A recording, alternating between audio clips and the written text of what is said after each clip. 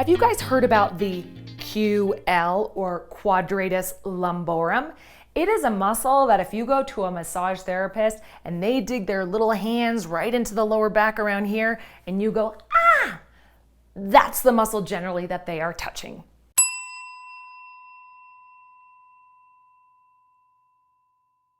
So Quadratus Lumborum is a deep stabilizer. It is deep in there on your spine. It helps to connect your pelvis right here, this bone, to the lowest rib. And so it lies fairly close to your spine, kind of in this gap here between your erector spinae, which are these big thick muscles that run up your back, and your obliques and abdominals, which wrap all the way around. So it's kind of deep in there. And let me tell you guys, it gets achy. It is a stabilizer that sometimes works overtime. And I want to show you a few ways that you can stretch it and target it in your yoga practice.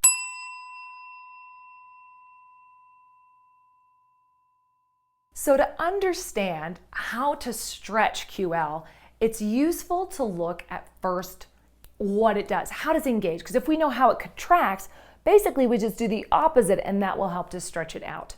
Also, just a little fun fact about the name, quadratus, meaning like a kind of like a quadrangle, lumborum, of the lower back, of the lumbar. Although most of the time, so my boyfriend tells me, who does lots of this kind of work, mostly looks like a triangle and less like a actual square. But there you have it. So it lives here between my pelvis and my low ribs. So that means that it can help with a couple things. If it contracts and pulls closer, right? Imagine these 2 points on me getting closer, right? It can laterally flex me to the side like this, because this is, see how that's shortening. It could also do the same thing, but by hiking my hip up, right? Woof, like so. And it can also help, because of where it is, to extend the spine. That is, it can help pull my lower back in.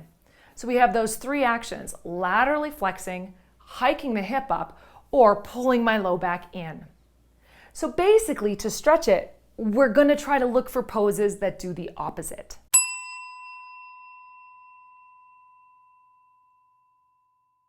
One of the easiest ways to stretch QL is in child's pose.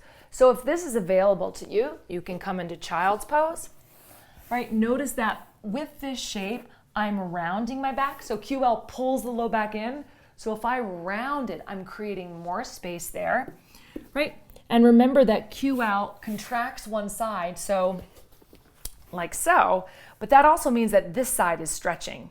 So in my child's pose, if I really let my tailbone get heavy so that my low back widens, and then I walk my hands on over to the other side of the mat, I am starting to create a nice big C curve here, and also just a little bit of rounding through the low back. I can think even tucking my tailbone and finding just a little bit of a cat pose, and that'll give that space of my body a little bit more room. And you can play with it a little bit here. You'll find lots of goodies to stretch in this position. So again, extended cat, walk your hands to the side. Real important to get the buttock down. And then you can side stretch and even scoop your own belly in and up to create a little bit more of a rounded low back. And then you can do that, of course, to both sides.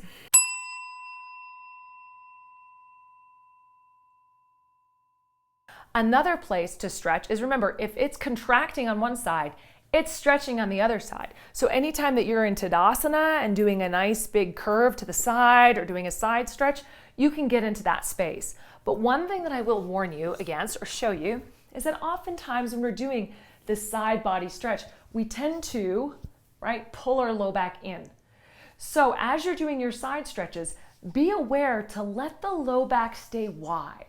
Right? Because remember, QL contracts and pulls in. So let it stay spacious and soft and wide as you do your side stretch. And that'll get you a little bit more into the muscle.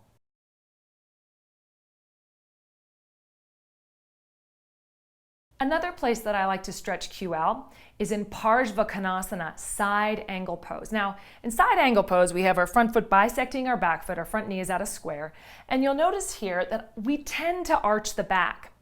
But if instead, I really press into my back heel, lift the front of my pelvis up, and pull my ribs in, this whole area of the body starts to stretch. This is called side stretch for a reason, guys. And then if I take my arm overhead, I can leverage myself out of the sides of my waist. But I am being very careful here not to create a back bend, which would cause this to contract and actually get shorter. Instead, you want to keep the back of space of your body super wide and broad. And then as you press through your back heel, pull yourself out of the side of your waist. You'll get a really nice stretch through the whole length of your side body.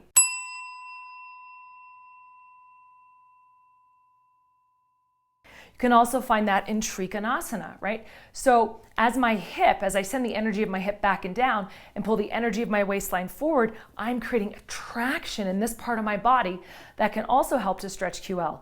But again, careful not to extend your spine or go into a back bend. Keep your buttocks reaching towards your back heel. Keep the side waist in so that the lower back stays really nice and long. And again, taking your arm overhead can sometimes increase your ability to lengthen out of the sides of your waist.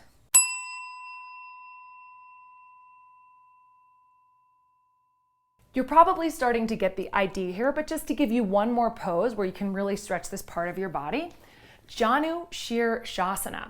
So a lot of your forward folds are obviously going to stretch QL because, hey, you're stretching that part of your body, right? But Janu Shirshasana is particularly good for this because it has a little twist in it and a forward fold. So for Janu Shirshasana, if it's okay on your knee, you take your heel a little wider than your hip, right? So I'm a little bit more open, which is forcing my body to twist. If your knee is not happy in this kind of compressed position, then you can come more into a tree pose. But usually the pose is done so that your legs are a little wider and there's a little twist involved. So from here, remember, root that hip down. For those of you who are flexible, you might try to hike your lower back in. Actually, I want your back body to spread and widen. So this is a good tip for a lot of my hyperextenders out there. If you're anything like me, sometimes we tend to jam into our low back. I want you to keep softening the sides of your waistline back so QL has some space to open and widen. Right from here, lift and turn your chest, again, without moving into a back bend. Pure twist here, so soften those front ribs in. Keep your left hip nice and anchored now, so the buttock is rolling down as you start to hinge forward. And I use my hands here, or folks, you can use a strap. And if you've got a strap or the hands, use whatever your hands are connected to actually draw your front body more in. Again, that creates space in the back body. Anchor the pelvis down, and then inhale, lengthen. And once you've lengthened as best you can, lengthen through the sides of the waist, and then you can start to round. So Janu Shirshasana, ultimately, yes, we do allow the spine to round, but you want to find all that lift, twist, and lengthening first. And this pose is super great because it creates a nice big, I'll show you from the back. Right, I'm a little open here.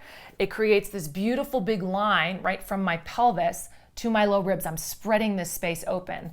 Now in Janu Shirshasana, we actually work against that. We try to lengthen both sides of the waist. But the position of the pose encourages a delicious QL stretch.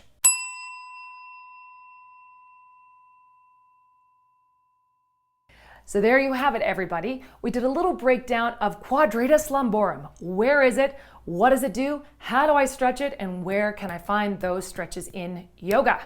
All right, I hope that was interesting to you. Please subscribe for more tips. Leave your comments below. I would love to hear from you, and I'll see you on the mat.